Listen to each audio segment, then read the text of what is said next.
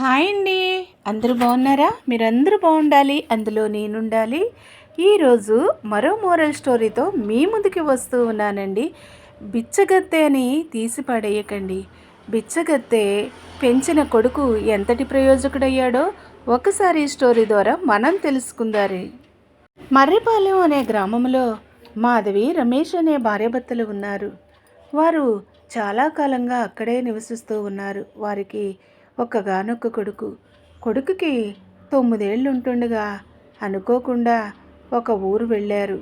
ఆ ఊరిలో భయంకరమైనటువంటి తుఫాను చెలరేగింది. తుఫానుతో పాటు ఉప్పెను వచ్చి ఆ ఊరిలో వాళ్ళందరూ చాలామంది కొట్టుకుపోయారు. ఎవరో అదృష్టవంతులు కొంతమంది మాత్రమే అక్కడ బ్రతకారు. అయితే మరి ఆ భార్యాభర్తలిద్దరూ చనిపోయారు. కానీ వారిద్దరికీ పుట్టినటువంటి ఆ కుమారుడు 9 సంవత్సరాల కుమారుడు హరీష్, ఆ అబ్బాయి మాత్రమే బ్రతికాడు. అయితే కొంతకాలంగా తనకి ఎవరూ లేక అమ్మా నాన్న చనిపోయారు అని తెలిసే వయసు వచ్చింది. ఏం చెయ్యాలో తోచక ఆకలికి ఆగలేక మరి అడుక్కుంటూ ఉంటాడు. అడుక్కొని ఆ రైల్వే స్టేషన్లో పడుకొని జీవనాన్ని కొనసాగిస్తూ ఉంటాడు. అయితే రాను రాను క్రమేపీ అలాగే అడుక్కుంటూ ఉంటాడు. అయితే ఒకరోజు అడుక్కుని మరి కొంచెం దొరికిన అన్నం అది తిని రైల్వే స్టేషన్లో చలి వేసేస్తుంది, చాలా చలికాలము, పడుకొని వణుకుపోతూ ఉన్నాడు.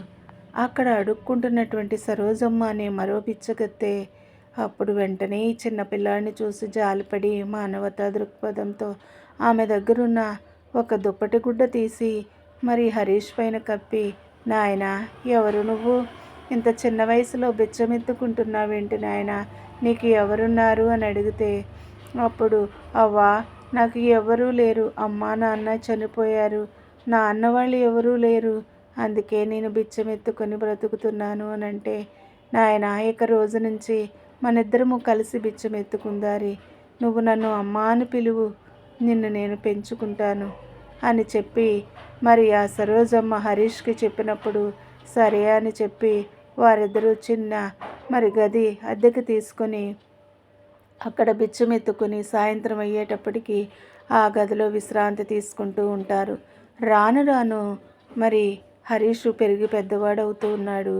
అయితే హరీష్లో ఉన్నటువంటి ఆ తెలివితేటలు, ఆ యొక్క నైపుణ్యాన్ని చూసినటువంటి ఆ సరోజమ్మ అన్నది, నాయనా నీకోసం నేను ఏదైనా చేస్తాను, నువ్వు నా కొడుకుతో సమానము, కాబట్టి నేనే బిచ్చమెత్తుకుంటాను నాయనా, నువ్వు చదువుకుంటావా? చదువంటే నీకు ఇష్టమేనా అని అడుగుతుంది. అవ్వా నాకు చదువంటే చాలా ఇష్టము, అయితే ఎవరు చదివిస్తారు నన్ను? నేను చదివిస్తాను, నీకోసం నేను అడుక్కోవడమే కాదు 4 ఇళ్లల్లో పాసి పని చేసుకొని ఆ డబ్బులన్నీ పట్టుకొచ్చి నేను చదివిస్తాను అని మరి ఆ సరోజమ్మ ధైర్యంగా చెప్పుతుంది. అయితే స్కూల్లో జాయిన్ చేస్తుంది. తను కూడబెట్టిన ప్రతి రూపాయి కూడా మరి ఆ అబ్బాయి పైన పెట్టి హరీష్ పైన తనకి పుస్తకాలు, బట్టలు, కావలసిన వస్తువులన్నీ కూడా కొనిచ్చి, బాగా చదువుకోనైనా నువ్వు మంచి ప్రయోజకుడు అవ్వాలి, అనేకులకు ఆదర్శవంతుడు అవ్వాలి అని చెప్తుంది. అప్పుడు సరే అమ్మా అని చెప్పి ఇక నుంచి అమ్మ అని పిలుస్తాడు సరోజమ్మని. హరీషు చదువులు పూర్తి చేశాడు. మరి మంచి పట్టణంలో పెద్ద ఉద్యోగం వచ్చింది. అప్పుడు అంటాడు సరోజమ్మ దగ్గరికి వచ్చి, అమ్మా ఇక మనం ఇక్కడ ఖాళీ చేసి మరి పట్నం వెళ్ళిపోదారి, నాకు అక్కడ మంచి ఉద్యోగం వచ్చింది కదా, ఇప్పటి వరకు నా కోసం చాలా కష్టపడ్డావమ్మా, నాకు అమ్మ లేకపోయినా నాన్న లేకపోయినా వాళ్ళిద్దరికంటే ఎక్కువగా నన్ను ప్రేమించి నన్ను కష్టపడనివ్వకుండా చేసి నన్ను ఒక ప్రయోజకుని చేశావే, ఇంతటితో నిన్ను నేను వదిలిపెట్టి వెళ్ళిపోలేను, కాబట్టి మనిద్దరము వెళదారి అంటే, వద్దు నాయనా నా శేష జీవితం ఇక్కడే గడిచిపోతే బాగుంటుంది, నువ్వు పట్నంలో మంచి ఉద్యోగం చేసుకుంటున్నావు, మంచి అమ్మాయిని చూసుకుని పెళ్లి చేసుకుని ఆయన అప్పుడప్పుడు నా దగ్గరకు వచ్చి చూస్తానికి రా అని చెప్తుంది. లేదమ్మా నువ్వు నాతో పాటు ఖచ్చితంగా రావాల్సిందే, ఇక మీదట నీకు అన్నీ మంచి రోజులే, నువ్వు సుఖపడాలి, ఇప్పటి వరకు నా కోసం ఎంతో కష్టపడ్డావు అని బలవంతంగా పట్టుపట్టి పట్నం తీసుకువెళ్తాడు సరోజమ్మని. అయితే కొన్నాళ్ళు పట్టణంలో చాలా సంతోషంగా ఉంటారు. మరి చక్కగా చిన్న అనారోగ్యం వచ్చిన మంచి మంచి హాస్పిటల్లో చూపించి ఆ తల్లిని బాగు చేయించుకుంటూ ఉంటాడు. అయితే ఇంతలో విమల అనేటటువంటి ఒక అమ్మాయిని తనకి తెలిసినటువంటి స్నేహితుడి యొక్క చెల్లెల్ని వివాహం చేసుకుంటాడు. వివాహం చేసుకున్నప్పుడు మరి ఆ విమల ఇంటికి వస్తుంది. కొత్తలో వివాహమైన కొత్తలో చాలా బాగా ఉంటుంది. మరి సరోజమ్మతోటి రాను రాను ఎలాగ తెలిసిందో ఆమె ఒక బిచ్చగత్తెని బిచ్చమెత్తుకుంటూ ఉండేదని తన జీవిత మరి ఆ గాథను తెలిసినప్పుడు అసహించుకుంటూ ఉంటుంది. ఇంటిలో పని మనిషిని మానిపించేసి మాటికి చీటికి పనులన్నీ నువ్వే చేయాలి అని భర్త ఉండగా ఒకలాగా, హరీష్ వెళ్ళిపోయిన తర్వాత ఆఫీస్కి మరోలాగా ఆమెను హింసిస్తూ బాధిస్తూ ఉంటుంది. అయినా కూడా ఎన్నో అవమానాలు, ఎన్నో కష్టాలు, ఎన్నో శ్రమలు అనుభవించినటువంటి ఆ సరోజమ్మ ఏమాత్రము కూడా చింతించకుండానే చక్కగా మరి తన్ని ప్రేమిస్తూ ఉంటుంది. తను చెప్పిన ప్రతి పని చేస్తూ ఉంటుంది. మరి అలసిపోయే శరీరం అంతా సాయంత్రం అయ్యేటప్పటికి ప్రతిరోజు జ్వరం వచ్చేస్తుంది. అయితే ఒకరోజు అంటుంది, నువ్వు మాకు దరిద్రంలాగా తగిలావు, మరి ఇక్కడ నువ్వు బిచ్చగత్తెవు, నీ గురించి నాకు అంతా తెలుసు అని పదే పదే సూటిపోటి మాటలు మాట్లాడినా కూడా సరోజమ్మ ఏమీ మాట్లాడదు, ఏమీ కూడా హరీష్కి చెప్పదు. సాయంత్రం వచ్చేటప్పటికి అమ్మ ఒళ్ళు చాలా వేడిగా ఉంది, కాలిపోతుంది, పద పద హాస్పిటల్ తీసుకువెళ్తానంటే విమల అంటుంది, ఈ మాత్రం దానికే హాస్పిటల్కి తీసుకువెళ్తావా, మరి ఏమీ అవసరం లేదులే తగ్గిపోతుంది అంటే ఆ మాటకి సరోజమ్మ ఏమీ వద్దు నాయన, కొన్ని మంచినీళ్ళు తాగితే పడుకుంటే తగ్గిపోతుందిలే తెల్లారేటప్పటికి అంటే లేదు అని చెప్పి బలవంతంగా హాస్పిటల్కి తీసుకెళ్ళినప్పుడు ఈమె శరీరము చాలా శ్రమిస్తుంది కాబట్టి ఈమె కొంచెం రెస్ట్ తీసుకోవాలి, విశ్రాంతి ఎక్కువ అవసరము, పని ఎక్కువ చేయకూడదు అని చెప్తుంది. అప్పుడు డాక్టర్తో అంటుంది, నేను ఏ పని చెయ్యట్లేదండి, నా కోడలు చాలా బంగారంలా చూసుకుంటుంది నన్ను అని విమలమ్మ కోసం గొప్పగా చెప్తుంది. అయినా కూడా హరీష్ ఒక కంట కనిపెడుతూనే ఉంటాడు. ఒకరోజు అయ్యేటప్పటికి పండుగలు వస్తున్నాయి, నాకు పట్టు చీరలు కావాలి, నగలు కావాలి, అవి కావాలి, ఇవి కావాలని భర్తతో గొడవ పెట్టుకుంటుంది. నా దగ్గర కొంత అమౌంటే ఉంది, అయితే పట్టు చీర అయితే తెచ్చుకున్న నగలు మరి ఒక పండగ కొంటాను, పండుగలు వస్తూనే ఉంటాయి, పోతూనే ఉంటాయి, అమ్మకి చిన్న సర్జరీ చేయాలన్నారు, ఆ సర్జరీకి కొంత అమౌంట్ జాగ్రత్త పెట్టాను, కాబట్టి నువ్వు చీరలు తెచ్చుకో, కొన్ని నగలు తర్వాత కొంటాను విమల అంటే మరి అలిగి ఏం చేస్తుంది అంటే మరి చాలా కోప్పడి, నీ వల్లే మాకు గొడవలు, మా డబ్బంతా కూడా నీ కోసమే ఖర్చు పెట్టేస్తున్నాడు, భారీగా నన్ను చూడట్లేదు భారీగా అని చెప్పి ఆమెను తిట్టి మరి అసహించుకుని మరి అయితే ఆ రాత్రంతా ఉండి తెల్లవారేసరికి ఒక లెటర్ రాసి పెట్టి పుట్టింటికి వెళ్ళిపోతుంది. మా అల్లుడు గారు రాలేదు, నువ్వు ఒక్కదానివే వచ్చావంటే నేను ఒక్కదానే వచ్చాను నాన్న, అల్లుడు గారు రాలేదు అని చెప్పి ఆ బిచ్చగత్తెని బాగా చూసుకుంటున్నాడు, నాకు చీరలు నగలు కొనట్లేదు అని అంటే, అవునా అమ్మ అలాగా, అయితే ఇక్కడే ఉండు, నేను డ్యూటీకి వెళ్తానంటాడు. ఈ మాటలు విన్న అన్నగారు ఏమీ మాట్లాడు, ఎందుకు వచ్చావని కానీ బాగున్నావా అని కానీ ఏమీ పలకరించడు, వెళ్ళిపోతారు. ఆఫీస్కి వెళ్ళిపోయి తండ్రి కొడుకు మాట్లాడుకుని, హరీష్ ఎంతో మంచివాడు, ఇదేం మొండిది పెంకుదిని, కాబట్టి ఇదేదో గొడవ చేసి వచ్చింది అనే విషయం కనుక్కొని మరి మాటి మాటికి కూడా సరోజమ్మని చాలా అసహించుకుంటూ చాలా బాధ పెడుతూ హింసిస్తూ ఉంటుంది. సరైన ఆహారం కూడా పెట్టట్లేదు అని మరి హరీష్ ద్వారా తెలుసుకుంటాడు. తెలుసుకున్నప్పుడు తండ్రి కొడుకు కూడా మరి ఒక నాటకం ఆడుతారు. అయితే ఆ రోజు సాయంత్రం అయిపోతుంది, ఇంటికి తండ్రి రాడు. అయ్యో రాలేదు ఏమిటి అంటే మరి ఆ తండ్రిని మరి మరి చాలా తప్పు చేశాడు, అందుకని చెప్పి మరి పోలీసులు తీసుకువెళ్ళిపోయారు అని ఎవరో అంటారు. అంతలో అన్నగారు వస్తాడు.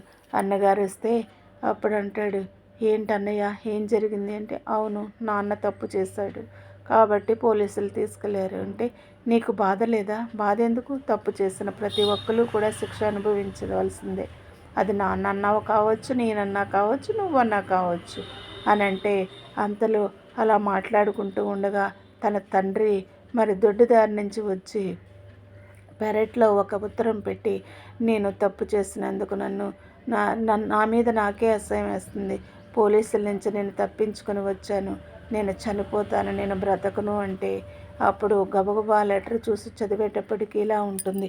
అన్నయ్య ఏమిటి, నువ్వు నాన్నని ఇంట్లోకి రానివ్వు అని చెప్తే, ఎందుకు రానివ్వాలి, నాన్న తప్పు చేశాడు కదా, చట్టము అందరికీ న్యాయమే చేస్తుంది, ఎవరికి చుట్టం కాదు కదా, మరి నేనెందుకు ప్రేమించాలి నాన్నని, నాన్న ఎందుకు తప్పు చేశాడు అక్కడ అని అంటే అప్పుడు అంటుంది, అదేంటి అన్నయ్య అలాగంటావు, అవును అందుకనే నాన్న ఇంట్లోకి రావడానికి వీలు లేదు, నాన్న అంటే నాకు అసహ్యం వేస్తుందంటే, చిన్న తప్పుకే అసహ్యం వేస్తుందా అంటే, అవును నువ్వేంటి కబుర్లు చెప్తున్నావు, నీ అత్తగారికి అన్నం పెట్టకుండా బిచ్చగత్తని పదే పదే మాట్లాడుతూ ఆమెను హింసిస్తూ బాధిస్తూ నువ్వు ఇక్కడికి వచ్చేసావు, ఆ బిచ్చగత్తే లేకపోతే నీకు మొగుడెక్కడి నుంచి వచ్చాడే, ఆ బిచ్చగత్తె కష్టపడిన ప్రతి రూపాయి నీ మొగుడు మీద పెట్టుబడిగా పెట్టి కష్టపడి చదివించి నీ భర్తను ప్రయోజకుడిగా చేసింది, అంతేకాదు అతను ఈరోజు మంచి ఉద్యోగం చేస్తున్నాడు, నువ్వు సుఖపడుతున్నావు, మహారాణిలాగా మంచి బంగ్లాలో నిన్ను పెట్టాడు, కారుల్లో తిప్పుతున్నాడు అంటే మరి నీ భర్త హరీష్ రావుది కాదు, ఆమెదే ఆ సరోజమ్మ. మరి తను ఎంతో కష్టపడి ఇళ్ళల్లో పనులు చేసుకుంటూ మిగతా సమయంలో అడుక్కుంటూ ఆ డబ్బులు తీసుకొచ్చి నీ భర్తని ఇంతటి వాణ్ణి చేసింది. ఈ యొక్క వృద్ధాప్యములో మరి ఆమెను చూడొద్దు, ఆమె ఇంట్లో ఉండకూడదు అని చెప్తున్నావు కదా, మరి నువ్వు చేసిందేంటి అని చెప్పినప్పుడు వెంటనే తన మనోనేత్రాలు తెరవబడతాయి, కళ్ళంట నీళ్ళు వస్తూ తన కంటికి కట్టిన ఆ పొరలను మరి ఊడిపోయి కళ్ళలోంచి నీళ్ళు వస్తాయి. నేను ఎంతో తప్పు చేశాను, అవునన్నయ్య నిజమే కదా, నేను ఎంతో అసహించుకుంటున్నానని చెప్పి నేను రేపు ఉదయాన్నే మా అత్తవారింటికి వెళ్ళిపోతానన్నయ్య అని చెప్పి మరి ఉదయాన్నే కూడా లేచి అత్తవారింటికి ఎవరికి చెప్పకుండా వచ్చి భర్తని అత్తగారిని కూడా క్షమాపణ కోరుతుంది. క్షమాపణ కోరడమే కాకుండా ఆ రోజు నుంచి కూడా మరి సరోజమ్మని ఎంతో తల్లిలాగా చూసుకుంటుంది.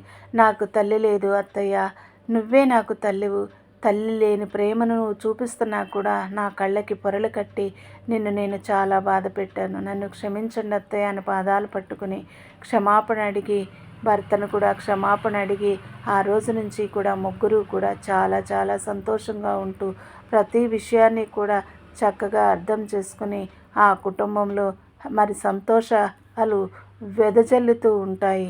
కాబట్టి అప్పటి నుంచి కూడా విమల చాలా మారిపోయి మంచి విలువలు కలిగిన మానవతా దృక్పథంతో తను జీవిస్తూ నివసిస్తూ ఉంటుంది.